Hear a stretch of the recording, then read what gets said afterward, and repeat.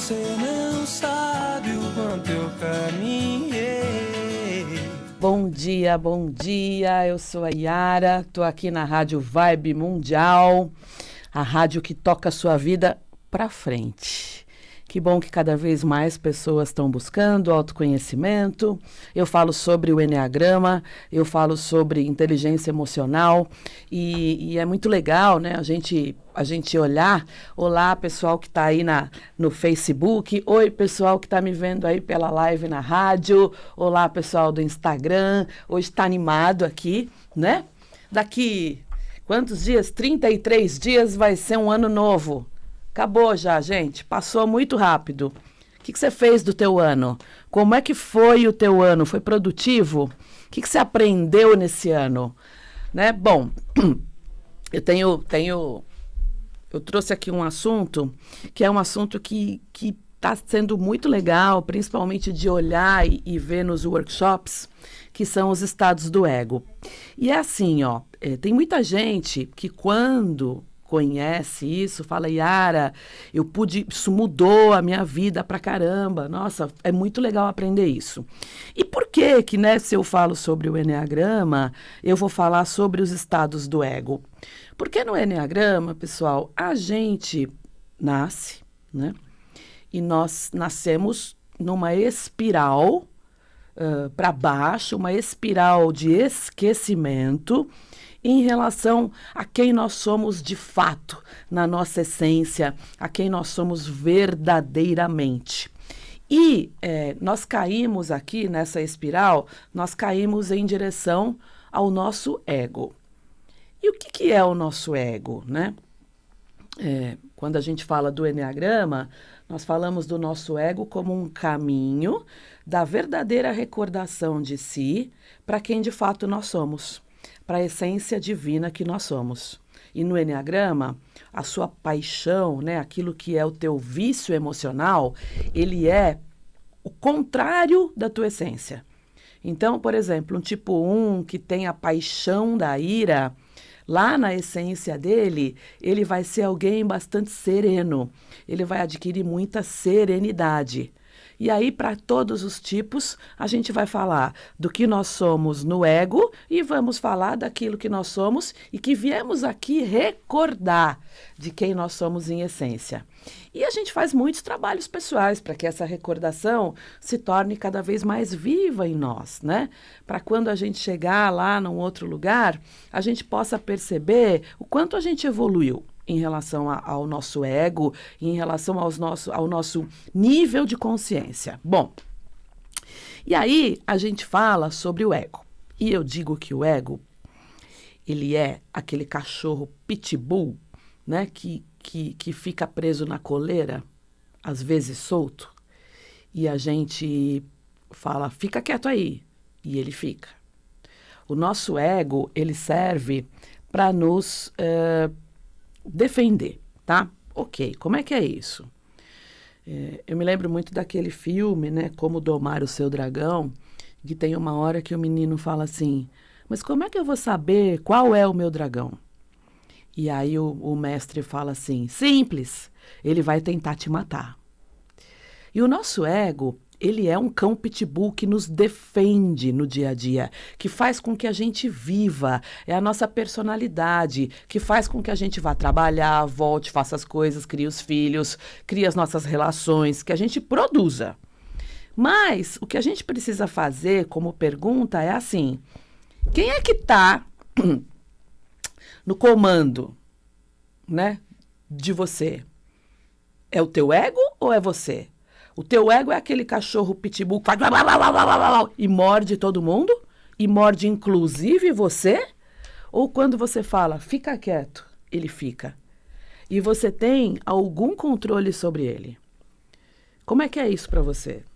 Como é que está o teu ego?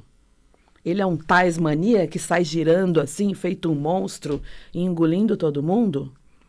E quando a gente fala sobre o ego, num caminho de desenvolvimento, é importante dizer o seguinte, no caminho do Enneagrama, no caminho do Enneagrama Sufi, a gente faz uma coisa, a gente desafia o nosso ego.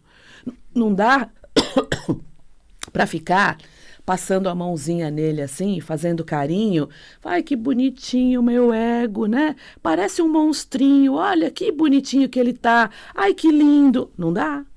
Ou tratando o nosso ego como se ele fosse uma criança. Então, a gente precisa desafiar o nosso ego a fazer diferente, a mudar o nosso comportamento. E é muito legal, eu tenho feito muitas turmas de treinamento, né? Quero agradecer, estive lá em Minas Gerais agora, com a minha querida Li Miranda, com a Tati Ávila, que está aqui vendo a live. Oi, pessoal. Foi muito lindo, foi muito bonito, foi muito curador. Tá lá em Minas Gerais, comi muito queijo, aquele queijo delicioso de Minas Gerais. E a gente sabe que para chegar num nível de consciência melhor, num nível de consciência de estar mais desperto, a gente precisa desafiar o nosso ego. E precisa, importante, né, desafiar os nossos comportamentos. E dizer, olha, isso eu não vou comer, não vou fazer mais. Isso eu não vou fazer com o meu corpo, eu não vou fazer com o meu comportamento, eu não vou fazer com as pessoas. É preciso que a gente coloque algum limite. Não dá para a gente ficar criando regras para se manter no mesmo ego. Não dá. Tem gente que muda a regra, né? E que muda, às vezes, regras importantes da vida. Sei lá, alimentação, sono, coisas básicas do ser humano, para poder se adequar e não mudar, e não entrar num processo de mudança profundo. Então, assim, não dá. A gente tem que se desafiar a fazer diferente. Bom, quando a gente fala, pessoal, do caminho do Eneagrama, a gente fala, né, já cansei de falar para vocês, de 9 personalidades. A gente fala de desafiar o nosso ego, principalmente, né, no Eneagrama SUF, que é uma coisa muito legal. A gente fala de uma mudança que é uma mudança efetiva e profunda. Para quê? Para melhorar, né, para melhorar o teu estado de consciência, para melhorar as tuas relações, para ter mais resultados, para ser mais feliz, principalmente para sair desse nível de consciência que está totalmente no ego e chegar à nossa essência. Então, a gente diz assim, né? Conforme você vai ficando muito na parte comportamental, no teu ego, vai ficando muito egóico, né? O teu ego vai ficando gigante, vai mandando em você, cada vez mais você vai ficando mais longe da tua essência. E a tua essência é um estado de alma. Você já ouviu falar das pessoas que são, entre aspas, né, desalmadas? A pessoa desalmada é aquela pessoa que está tão incrustada ali no ego, ela está tão, né, num nível de personalidade, num nível de consciência mais baixo, que ela, a essência dela, a alma dela, vai ficando muito distante. E é perigoso, porque em algum momento, eu acho, né, que pode haver uma cisão.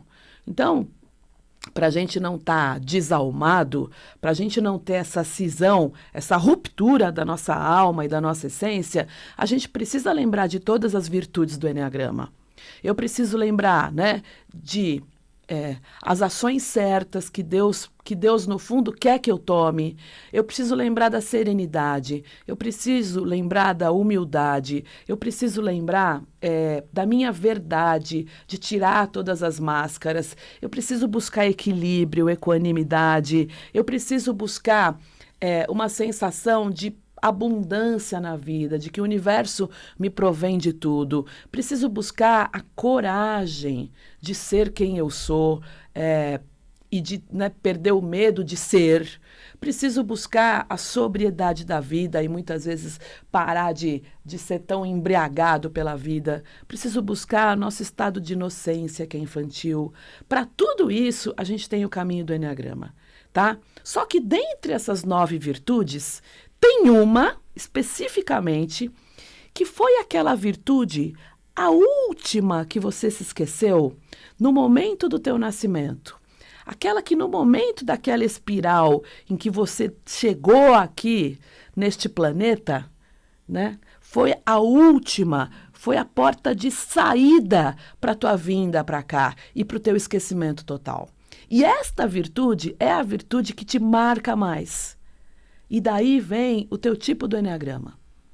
E hoje a gente sabe, pelas constelações, que não é à toa que a gente vem à luz daquele tipo do Eneagrama.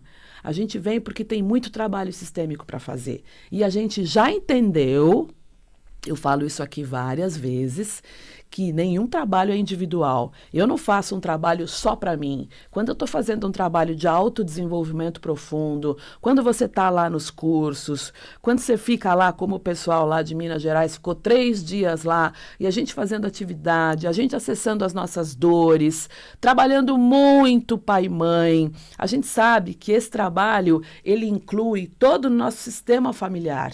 E as pessoas começam a mandar mensagem, né, diária, você não sabe o que aconteceu. Olha, tal pessoa falou isso, meu marido mudou o comportamento. Olha, eu cheguei em casa, tinha uma mensagem, minha tia acabou de me escrever. Você trabalha como uma teia, né? Nós estamos todos conectados e nós trabalhamos todo o nosso sistema familiar. Ok, bom, quando a gente fala dos estados do eu, imaginem que a gente tem 3 lugares do nosso ego, tá? Aqui, ó, no dedo maior, no meio, no centro, nós temos um estado adulto. No estado adulto, nós estamos no aqui e no agora. A gente não está lá atrás, no passado, né? Os tipos emocionais do Eneagrama tendem a ficar muito no passado e a não se descolar do passado, não conseguir olhar para frente. Óbvio que isso não é bom, né? Então, a gente, quando está no estado adulto, no nosso estado adulto, a gente não consegue estar no passado mais. A gente tem algo chamado assentimento. Eu digo sim para o meu passado como foi, eu digo sim a tudo como foi, eu assumo todas as cargas como elas foram e fica tudo certo. E quando a gente está a serviço, né, de algo maior que todos nós estamos aqui no presente, todas as nossas emoções, elas estão a serviço do amor. Ou seja, eu estou no meu ego adulto, eu estou no meu momento presente, tanto externo quanto interno, tá? Eu sinto, eu penso de acordo com o aqui e o agora. E todas as nossas emoções, elas estão no presente, a serviço do amor. Esse é o melhor estado. Né? Todo o estado de ansiedade, que eu estou pensando lá na frente, que eu estou com medo do futuro, não é um estado presente. Não é um estado em que eu estou no meu estado adulto. O melhor estado do ego é o estado adulto. E a gente vive, pessoal, muitas vezes como se a gente fosse 3 pessoas em uma, tá? Cada um tem a sua personalidade. E aí, quando a gente está em um estado, a gente esquece do outro. Quando eu saio do meu estado adulto, eu entro aqui do meu lado esquerdo, no meu estado criança. E aí eu vou para o passado, eu vivo de memórias antigas, de emoções do passado, tá? E aí eu tenho o que a gente chama, nas novas constelações, a gente tem um comportamento arcaico. Essa emoção pode ter sido minha, no meu estado infantil, de verdade, quando eu era criança, ou eu posso ter adotado essa emoção de um antepassado. E aí, quando a gente está lá no estado criança, a gente não está no nosso estado, né, mais adulto, no nosso estado mais importante, tá? E aí, pessoal, quando a gente fala do estado criança, é aquele estado em que a gente vai ter as emoções num formato mais infantil. É diferente quando você tem, por exemplo, 10 anos de idade e você sente alguma coisa, do que quando você tem 40 anos de idade, você concorda? Quando você está criança, você tem as emoções de uma criança, tá? Então, é muito legal quando você para e você anota as suas reações, né? Você vê, de fato, como é que você está reagindo. Será que você está reagindo como uma criança? E é importante que, do ponto de vista do Eneagrama, quem tem um instinto de autopreservação dominante vai ter mais frequência, vai estar mais frequentemente no estado criança, tá? E aí, a criança, ela vai ter 2 momentos. Ela vai ser uma criança adaptada, que aí ela pode ser uma criança submissa, ou aquela criança que ela é passiva, que ela não reage, ela é muito educada, ela é disciplinada, né? E aí isso vem muito, né? Da educação, da criação e da personalidade também, tá? E ela pode ser também aquela criança rebelde. E tudo isso acontece, lembre, eu estou falando de um estado criança, acontece no meu estado adulto. Quando você está muito passivo, quando você está sem reagir a nada, você está no estado da criança passiva. E aí tem que entender, né? Isso vem de uma formação lá da tua infância. Será que você está no lugar de algum ancestral? Como é que isso funciona, tá?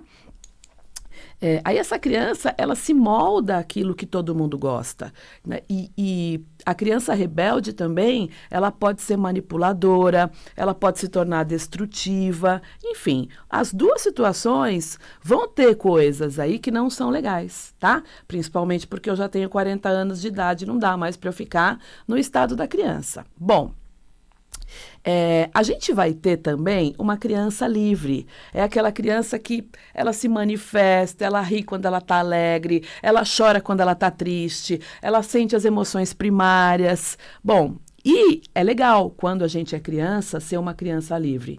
Mas no adulto, quando eu já sou adulta e eu falo tudo o que eu penso, e eu me sinto, eu falo mesmo. Tem gente que fala assim, né? Eu falo mesmo. Nossa, eu falo. Isso, né? Esse eu falo mesmo, você precisa ver se você está falando com as pessoas com o mínimo de respeito. Senão você fica aquela pessoa que tem ataque de sincericídio, sabe? Vocês estão me ouvindo aí, pessoal? Travou ou não? Como tá? Tá tudo bem? Alguém falou aí que travou? Não sei, enfim. É uma criança que vai ter, muitas vezes, quando você está no adulto, mas com papel de criança livre, você acaba se prejudicando pela forma com que você fala com as pessoas. Então, veja, né? Se for possível, que você possa não estar nem na criança passiva, nem na criança rebelde, nem na criança livre, ou se estiver, que você esteja conscientemente, tá? Eu não sei aí se travou, o que está acontecendo aqui, mas parou de entrar comentário. Se travou, depois eu gravo o programa de novo, a gente faz um outro. Vamos lá, pessoal. Quando a gente fala, eu tenho o estado adulto, eu tenho o estado da criança, e a criança vai ter aí algumas variações, e eu tenho o estado do pai. Eu vou para um outro lado, lembra que eu falei, aqui está a criança, aqui está o adulto, aqui está a criança, e aqui está o pai crítico. Quando eu vou lá para o lugar do pai crítico, eu assumo uma posição de superioridade. Que bom, gente, que já voltou. Obrigada, viu? Se for preciso, eu gravo de novo e mando lá na nossa lista de transmissão. Quem quiser fazer parte da nossa lista de transmissão, é só mandar o WhatsApp para o 11 99122 5140. E aí eu mando lá bastante conteúdo e tudo mais, tá? Quando a gente está na posição do pai, pessoal, a gente entra numa posição do salvador, do superprotetor, né? E eu vou despertar na outra pessoa com quem eu me relaciono um estado de desamparo, de dependência. Muitas vezes, quando eu estou no estado pai, veja, é importante isso, né? Eu estimulo no outro um estado de mais dependência. E aqui, eu evito o crescimento do outro, eu evito o progresso do outro. Então, veja, 3 personalidades em uma só, elas estão em nós. E quando eu estou em uma, eu esqueço da outra. Qual é o melhor lugar? O melhor lugar é o estado adulto. Minhas emoções estão a serviço do aqui e do agora. Minhas emoções estão a serviço do amor. Eu não estou lá no passado, nem lá na frente. Eu estou no aqui e no agora. Que de verdade, pessoal, é libertador. Se eu vou para um estado criança, eu vou ter lá emoções que eu vivi durante a criança, durante a minha infância, ou eu posso estar representando algum ancestral, eu posso ser a criança passiva, aquela que não fala nada, que fala tá bom, tá tudo bem, isto é o estado infantil de passividade, ou eu posso ser aquela criança rebelde que vai brigar e vai provocar, né, discórdias, ou a criança livre, que é aquela que fala o que pensa. Só que eu não sou mais criança, eu sou adulto. E aí dá uma diferença, né? Quando eu falo que eu penso com 7 anos de idade e quando eu falo que eu penso sem filtro aos 50 anos de idade. E também tem um estado, né? E aqui no estado da criança, pessoal, é muito comum a autopreservação dominante estar aqui, tá? É bem frequente. Quando eu vou para o estado do pai superior, né? Eu vou ter o pai que é nutritivo, aquele que vai te proteger muito. Eu brinco que esse pai, quando tem filha, né, o pai mesmo de verdade, ele vai criar aquela filha que é a princesinha do papai, e isso dá uma confusão depois para a mulher, vai gastar, olha, criou a princesinha do papai, vai gastar muito dinheiro em terapia na idade adulta, porque não existe príncipe e a sociedade é hostil. E a filha sempre vai ficar buscando aquele pai que preencha todas as satisfações dela e projetando isso em todos os homens. Isso é um outro assunto. Mas aí tem o pai salvador, protetor, aquele que não deixa as outras pessoas se desenvolverem. Ele limita o progresso e o crescimento das outras pessoas. Ele se preocupa em excesso, né? E aí, quando a pessoa cresce, ela vai se sentir insegura. Ela vai ter sentimentos que ela não é apta, que ela tem inaptidão. Tem também o pai crítico, que é aquele que fica, né, é o mais perseguidor. Ele desvaloriza as outras pessoas, muitas vezes ele tem baixa autoestima, ele vai fazer, às vezes, muitas vezes ele zomba, ele faz críticas veladas, ele é irônico, veja, ele vai provocar culpa, enfim, tem preconceito, é autoritário, tá? 3 estados do ego: estado adulto, estado criança e estado pai crítico ou pai protetor. Estado criança e estado pai crítico ou protetor não são estados do adulto, tá? Eu vou ter aqui um estado que é o estado do adulto, que é o melhor. Pensa nisso. No meu workshop, o Enneagrama e as Constelações, a gente faz muitos exercícios sobre isso. É algo que você vê quando a pessoa chega no workshop e a forma como ela vai embora. E aí é impressionante como ela muda, como as coisas mudam, tá? Parabéns para Ana Vitória, que está lá em Araci, na Bahia. Parabéns, queridinha. Está fazendo 15 anos. Que você tenha um desaflorar, um desabrochar, um florescimento muito lindo na sua vida, viu, Ana Vitória? Parabéns. E legal que o povo da Bahia está me assistindo, o povo de Portugal me assiste muito, todos os meus alunos, o pessoal da rádio, muito obrigada. Obrigada pelas mensagens lindas que vocês me mandam de amor lá na lista de transmissão, tá? Veja se você está no teu estado adulto. Cuidado quando entra no teu estado da criança, porque a gente fica birrento mesmo, a gente fica mais birrentinho. E quando a gente entra no estado do pai superior, o pai crítico, aquele pai que muitas vezes é preconceituoso e que muitas vezes tem a ver com o instinto social dominante, né? De estar numa sombra ali de superioridade, tá? A gente precisa olhar um pouco mais para isso e olhar para os nossos comportamentos e desafiar o nosso ego. Eu repito, não dá para dizer, a pessoa faz isso porque ela tem o ego do 4, a pessoa faz isso porque ele é um 5, a pessoa... e daí? E daí que é 4, 5, 9, 2, 1, não importa, gente. A gente tem que desafiar nosso ego como seres humanos que estamos aqui, né? Quando eu for embora, eu quero ir embora para um lugar melhor. Eu quero ter cumprido a minha missão. E espiritualidade, para mim, é viver a tua jornada do ego até a tua essência e dar os teus melhores passos, buscando sempre melhorar. Espiritualidade, para mim, é viver o aqui e agora, neste momento, procurando ser melhor. Não adianta querer dizer, eu sou espiritual porque eu vejo, faço isso e aquilo, e você não olhar para a tua parte comportamental. Nada acontece, tá? uma linda quarta-feira. Beijos para todos vocês. Muito obrigada, Karen, obrigada a todo mundo que está aí me assistindo. Beijos e até quarta-feira que vem, se Deus quiser. Beijo.